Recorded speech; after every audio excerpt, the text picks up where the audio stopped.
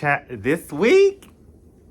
Okay. Let's get off into this real quick. Hey, Google, turn the family room daylight. Hey, Google, turn the family room daylight. Okay, let's get off into this week. Baby.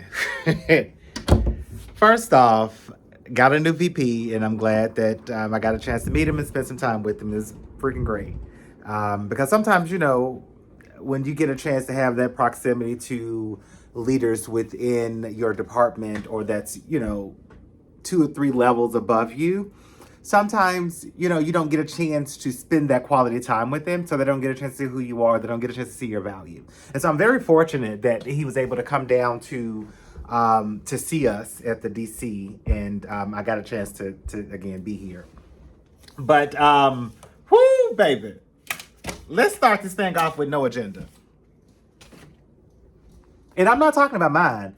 I'm talking about theirs. He is. Legitimately, this man is in town and there's no agenda. And so I woke up because Monday was a holiday. Tuesday morning, I woke up a little bit early because I knew he was already there. I think he arrived here in town Monday night. And so he was coming out to see us on Tuesday. And so Tuesday, I sent an email out just saying, hey, you guys, is there an update on the agenda? Because I think I missed something. I know last week everybody was busy and yesterday was a holiday. No agenda. And I found it to be funny because he landed Monday. He reached out to everyone on Monday to say, what is the agenda? However, we arrived Tuesday, and you know what we do as Black people. We gonna make it work. We gonna make it do what it do. And I had to quickly pull some of my resources. At the end of the day, I know I joke about being the personality hire, but people like me, like people respect me, people, like I have influence. And so I don't take that lightly, and I don't say that to be bragging. It's just, it's a matter of fact. And it is not something I would wish on anybody, because that thing can be a little heavy at times. But thankfully I did. So I was able to reach out to some of my connections to say, hey, do you mind? Or do you have the time? Like, I know this is last minute. Like I'm sorry. But do you have time to show him your process of this? And do you have time to show him this process? And so having to grab the different people together to create something. And so we, even Tuesday when we got there, we were sitting in a conference room, and it's just he and I in this conference room. And I'm just like, oh my God, here we go. Like, I'm already not used to this, but also I have a full department, a full team that I'm supposed to be leading. I'm quite literally having to stop everything that I would have done this week to make sure that I am entertaining, to make sure that I'm moving the day along, because there is no agenda. So I don't even have a time slot where I can go back and check on my team. It doesn't exist. And so we're sitting there Tuesday, and even he was just like, so what did you get the agenda? What's going on? And I was like, dude, we're going to figure this out together. But I didn't get one just like you didn't, but we'll make it happen. And so we did. I will say it did allow us to bond a little bit differently because of that. But I am very glad that he's a self-aware person. He obviously is able to pick up on certain things and what people are saying and the why behind the why, like what's actually being said underneath. That was really refreshing to see. That's not something you often see in your leaders. When you do, take advantage of it, right? And so overall, all in all, like the week itself, beginning was definitely rocky. But again, you do what you gotta do. Hold on one second, because I gotta put this selfie stick down. I hadn't used a selfie stick in years. Do y'all use one? Like, I don't know. Like, this is weird. I need to go get my stand. So give me a second. So yeah, let's try this again. Because I know y'all don't want me to start all over, right? Anyway, getting back to the week and the things that I've learned this week. Why didn't I fix this ahead of time? I don't know. I'm still new to this. Okay, so yeah, there we go. So yeah, that was the beginning of the week. Slightly stressful, but again, you do what you do. I will say by midweek, I was relatively proud of the team. Um, and it reminded me that I love to be working with critical thinkers, because the messages that I was getting was about, like, let me take a step back. My team was operating on their own. They knew what I was doing, and work was still flowing. And so, which tells me that they were not relying so heavily on me. I remember back in the day in one of my old positions, I quite legitimately had a line of people waiting at my desk. And I mean, you would have thought it was a food stamp line. Like, it was, baby, it was crazy. But I had a line in my desk of people waiting to get an answer or a resolution from me. And overall, like, that becomes very exhausting. You cannot sustain something like that. And I remember back then, like, I remember having to definitively to reach out and verbalize to them, hey, we're going to change this. Um, you all should know how to find this. Let me show you what I know. Let me teach you this. Let me teach you this. And then, of course, that kind of helped me move into other avenues throughout the business. But I'm very grateful for the team that I have now, because when they started with me, I started operating in that manner. Yes, I have no problem with you calling me. I have no problem with you bringing the bigger issues to me. I have no problem with fixing your problem. But I am going to explain to you why I did what I did, why I made this decision, what drove this action. And so the next time, I need you to document this. So the next time, you'll know what workflow to follow. And so I'm very proud to be able to say that this week, I didn't get a lot of calls from the team because they were actively doing the things that they were trained to do. And so that was it was really refreshing. And not to say chaos did not happen, because it definitely did, but just for some other divisions or for some other departments. But it was a lot. Like, this was a busy week. But looking at the new VP come in and kind of interacting with the other VPs, I love psychology. I love to people watch. I love to watch mannerisms. I listen to tone. I listen to the words that you're using and where you're placing them. Like, I'm one of those people. And so, sitting there watching him interact with the other VPs, some subordinates, looking at how he interacts with people with higher titles and so forth, it was remarkable to watch. Not because of him, but just people in general, and men as well. I will say, I recall listening to one person say, "Hey, I have 28 acres." I have another one that's saying, "Oh, I have 2 acres." You have another one that's saying, "Well, I have 80 acres." And then you have, oh my gosh, like talking about their houses and some of the people that they've dated, and talking about um, investments and all of this stuff. I found it to be fascinating to kind of sit back and watch. And I had to kind of talk to ChatGPT about it, because I didn't feel the need to interject. Because at the end of the day, you guys are on a different pay scale than I am. Number one, like, let's be real, okay?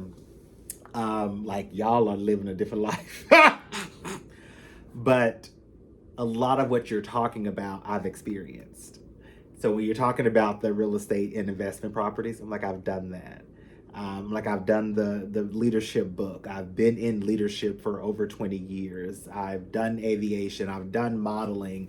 Talking about the acreage and the house, like, I could have easily just talked about the renovation that we did, and how we, or even what property we have. And, like, I did not find the need to interject in any way at all. At all. And I think that made me more valuable. It gave them a sense to be able to see or feel like they were teaching me something without considering me to be a threat. But it also leaves room for me to have conversation and dialogue to bridge gaps at a later time when the timing is right.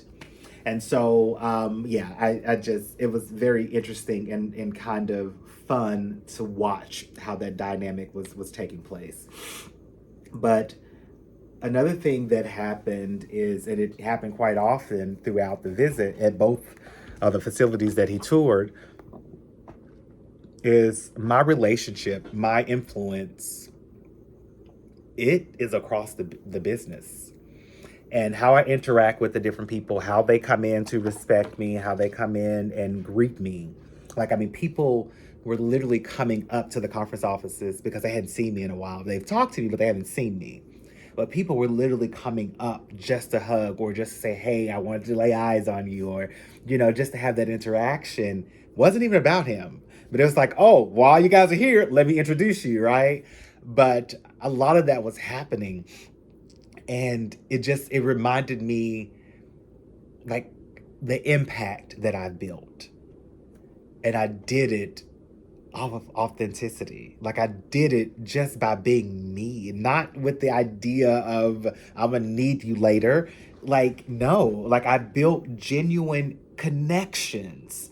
And I'm very, very proud of that. And so, even with some of the other higher executives, they were making jokes, and one of them being, my VP had called me into an office and he wanted to do a recap with me for the week.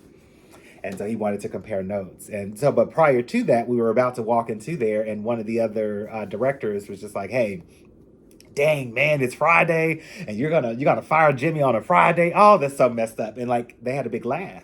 And I said, hey, what was that? And so the director repeated himself.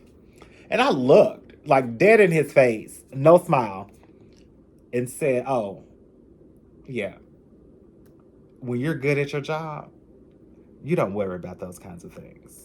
And I rolled my eyes and kept walking. And so at that point, we all laughed. But the director was just like, yeah, I know you can handle it. That's the only reason why I know I can joke with you about that. But I was like, it was great that my VP got a chance to see things like that, because it's the truth. I'm not afraid of what you're going to say to me or what you're going to do, because I have nothing to hide. I have nothing to prove to you. And at the end of the day, I believe in abundance. And no matter what situation that the universe has kind of led me to, I've always, and I mean always, made it out. And so I'm not afraid of what you're going to say to me. And so that also allows me to show up to be, more of myself in these rooms. It allows me to speak up when I need to speak up. It also allows me to be quiet if I don't know the answer and not feel the need to fill up the space. And so, all of the VPs, all of the directors, everyone there, they know me, they know how I operate.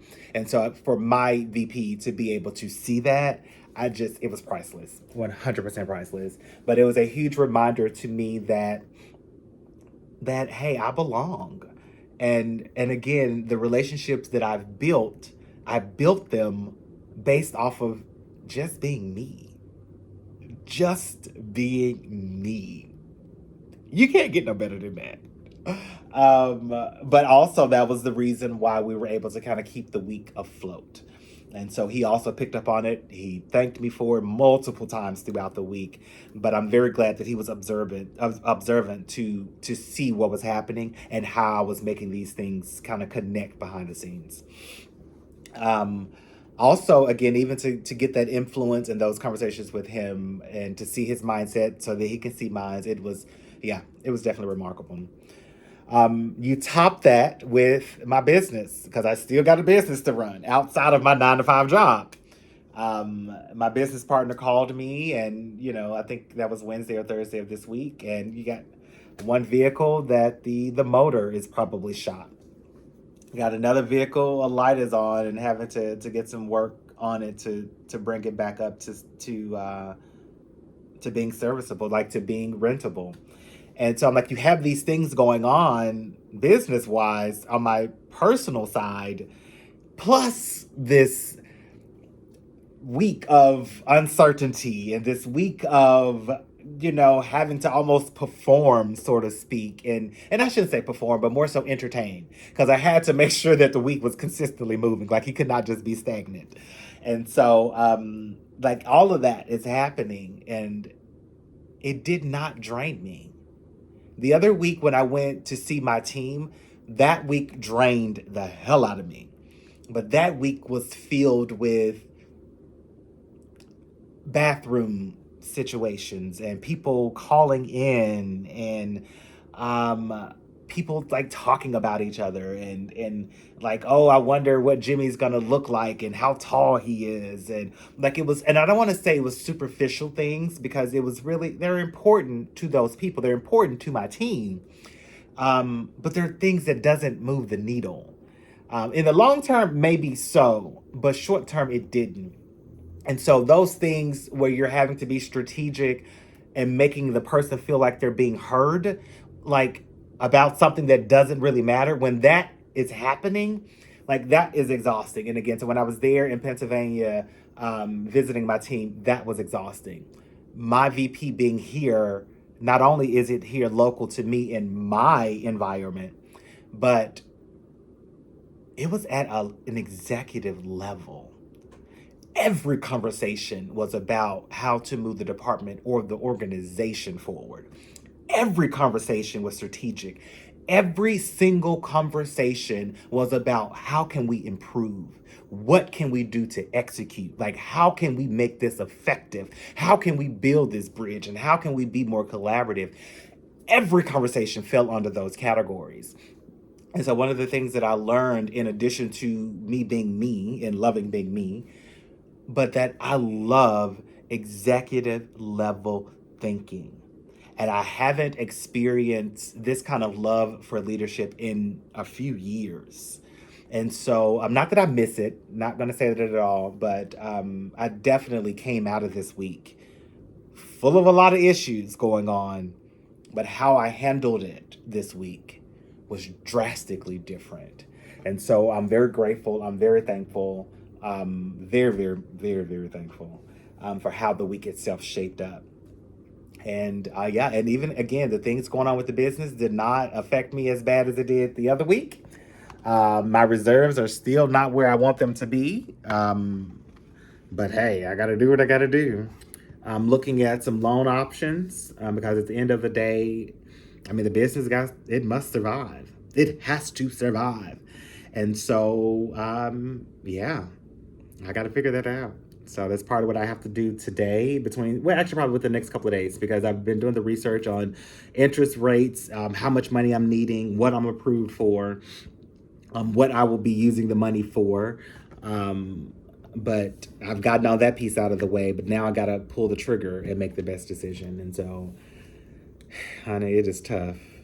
I mean, you always think that success is this loud thing, and once you get it, bam, I reach the top, and whoo, that's it. It's all easy street, honey. No, you reach the top of that level, honey. That's just the bottom of the next. And so, so I don't care who you are and what's going on, honey. Like, life has a way of consistently reminding you, or at least for me to consistently reach for what's different, to reach for the next thing, to be reaching for evolvement at the end of the day.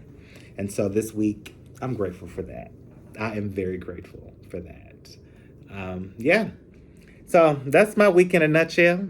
I got to go find a way to get some more book sales because I got to improve these numbers quickly. Oh, my goodness. And this car rental business, I got to improve those numbers quickly too. But anyway, that's my life for the week. And if anything I've learned that this week I too am still becoming. Okay, that's enough of me talking. I'll see you guys next week.